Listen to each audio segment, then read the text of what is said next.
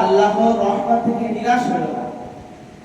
ইন্নাল্লাহা ইয়াগফিরুয যুনুবা জামিআ, নিশ্চয়ই আল্লাহ রাব্বুল আলামিন তোমাদের সমস্ত গুনাহ খাতাগুলোকে মাফ করে দিবেন। ইন্নাহু হুয়াস সামিউল ইন্নাহু হুয়াল গফুরুর রহিম, নিশ্চয়ই আল্লাহ রাব্বুল আলামিন ক্ষমা করে দেবেন এবং দয়াময়। তাহলে এই আয়াত দ্বারা আমরা বুঝতে পারলাম যে আল্লাহ রাব্বুল আলামিন বান্দার সমস্ত গুনাহ খাতাকে ক্ষমা করার জন্য প্রস্তুত হয়ে আছেন।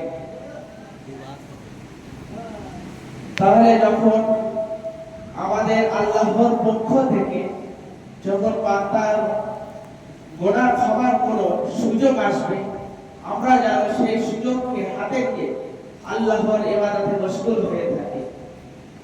আল্লাহ রাব্বুল আলামিন বান্দার গুনাহের ক্ষমা করার জন্য বছরের মধ্যে কয়েকটি বিশেষ দিন রেখেছেন। তার মধ্যে একটি হলো শবে বারাত নামক রজনী রাত। তাই সর্বপ্রথম শাবান মাস এর ফজিলত সম্পর্কে আলোচনা করব, তারপরে শবে বারাত সম্পর্কে কিছু আলোচনা করব ইনশাআল্লাহ। শাবান মাস এক কথায় বলা যেতে পারে এটা রমজান মাসের প্রস্তুতির মাস। এই মাসে ফজিলত বহু। আল্লামা রজব হাম্বলী রাহমাতুল্লাহ আলাইহি তার কিতাব লাতাইফুল মাআরিফ কুশাই 36 নম্বর পৃষ্ঠায় এই শাবান মাসের গুরুত্ব ও ফজিলত সম্পর্কে কয়েকটি ফজিলত লিখেছেন। তার মধ্যে একটি হলো যে রাসূলুল্লাহ সাল্লাল্লাহু আলাইহি ওয়াসাল্লাম এই শাবান রমজান মাস ছাড়া বাকি 11 মাসে রোজা রাখতেন, আর এই শাবান মাসে বেশি বেশি রোজা রাখতেন। তাহলে আমরা এটা দ্বারাই বুঝতে পারলাম যে রাসূলুল্লাহ সাল্লাল্লাহু আলাইহি ওয়াসাল্লাম রমজান মাস ব্যতীত বাকি 11 মাসে রোজা রাখতেন, কিন্তু শাবান মাসে বেশি বেশি রোজা রাখতেন। আমরা একটি হাদিস লক্ষ্য করি, হযরত আম্মা জান আয়েশা সিদ্দিকা রাদিয়াল্লাহু তাআলা আনহা থেকে বর্ণিত। তিনি বলেছেন, মা রাআইতু রাসূলুল্লাহ সাল্লাল্লাহু আলাইহি ওয়াসাল্লাম ইস্তিকবালা সিয়াম আশ-শাহরি ইল্লা রমাদান ওয়া মা রাআইতুহু আকসারা সিয়ামান মিনহু ফি শাবান।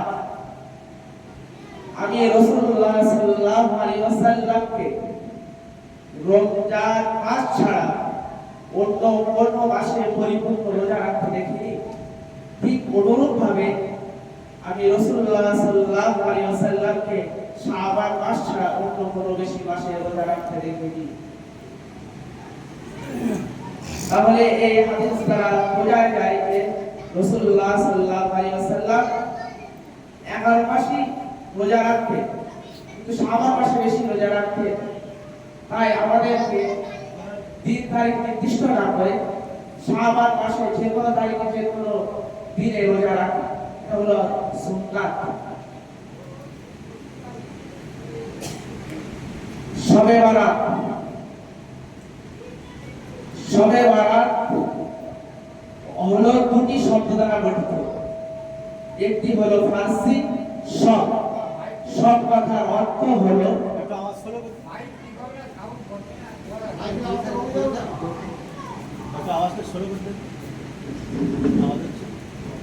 পরবর্তী বল।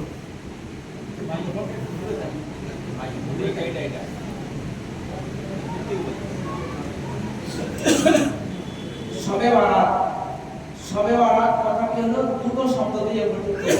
শব এটা হলো ফার্সি ভাষা, যার অর্থ হলো আর বারাত এটা বারিয়া ইয়াকুম বাবে সামিয়াত, যার অর্থ হলো কাউকে মুক্তি দেওয়া। অর্থাৎ এই দুটি শব্দ দ্বারা গঠিত এই শব্দটি হলো মুক্তি রজনী। রাসূলুল্লাহ সাল্লাল্লাহু আলাইহি ওয়াসাল্লাম আম্মা জান আয়েশা সিদ্দিকা রাদিয়াল্লাহু তাআলা আনহা থেকে একটি হাদিস বর্ণনা আছে। তিনি বলেন, আমি রাসূলুল্লাহ সাল্লাল্লাহু আলাইহি ওয়াসাল্লামকে এই শাবান মাসের 15 তারিখ অর্থাৎ লাইলাতুল নিসফি শাবান শাবান মাসে এই 15 তারিখের রাতে আমি হুজুর সাল্লাল্লাহু আলাইহি ওয়াসাল্লামকে বিছানায় না পেয়ে আমি তাকে মক্কায় জান্নাতুল বাকি নামক একটি কবরস্থানে পেলাম। সেখান থেকে আমি চুপি চুপি চলে আসলাম। রাসূলুল্লাহ সাল্লাল্লাহু আলাইহি ওয়াসাল্লাম বাড়ি ফিরে এসে হযরত আয়েশা সিদ্দিকা রাদিয়াল্লাহু তাআলা আনহাকে বলেন, হে আয়েশা, তোমাকে আমার বিষয়ে কোনো সন্দেহ আছে? তখন আয়েশা সিদ্দিকা রাদিয়াল্লাহু তাআলা আনহা বলেন, না, আমার এই বিষয়ে কোনো সন্দেহ নেই। আমি তো মনে করেছিলাম যে আপনি অন্য কোনো স্ত্রীর ঘরে গিয়েছেন। তখন আম্মাজান আয়েশা তখন রাসূলুল্লাহ সাল্লাল্লাহু আলাইহি ওয়াসাল্লাম বলেন, হে আয়েশা, তুমি শোনো, এই শাবান মাসের মধ্যম রজনীতে অর্থাৎ লাইলাতুল ইসলামের শাবান এই রাতের মধ্যম তারিখে আল্লাহ রাব্বুল আলামিন প্রথম আসমানে সূর্য ডোবার পর থেকে প্রথম আসমানে অবতরণ হয় এবং বানু কালব নামক একটি গোত্র আছে। ওই গোত্রের একটি ছাগলের গায়ে যতটা পশম ততটা অসংখ্য লোককে আল্লাহ রাব্বুল আলামিন এই রাতে ক্ষমা করে দেন। সুবহানাল্লাহ। তাই এই রাতের ফজিলত অনেক, কিন্তু আমাদের মুসলমানের মধ্যে আজকে এই রাতটা হলো আরাম উৎসবের দিন, হালুয়া পোলাওয়ার দিন, যেটা শরীয়তে বিদআত। অর্থাৎ হালুয়া পোলাওয়া করা এটা যদি আপনারা ইবাদত করেন, ইবাদতের একটি অংশ মনে করেন, তাহলে মনে করবেন এটা বিদআত। এই সব ইবাদতের উদ্দেশ্যে এখন বাড়ি ঘর অনেকে পরিষ্কার পরিচ্ছন্নতা করে, কিন্তু এটা করা উচিত নয়, এটাও বিদআত।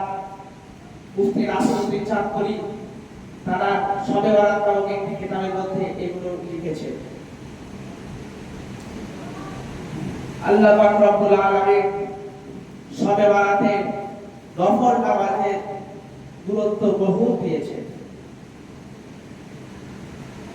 বিশ্বনবী সাল্লাল্লাহু আলাইহি ওয়াসাল্লাম বলেন যে তোমরা যদি পারো সারা রাত নফল পড়ো এই শবে বরাতে, আর যদিও না পারো তোমাদের মধ্যে কমসে কম তোমরা ইশার নামাজ ফরজ জামাতের সাথে পড়ো ও ফজরের নামাজটা তোমরা জামাতের সাথে পড়ো।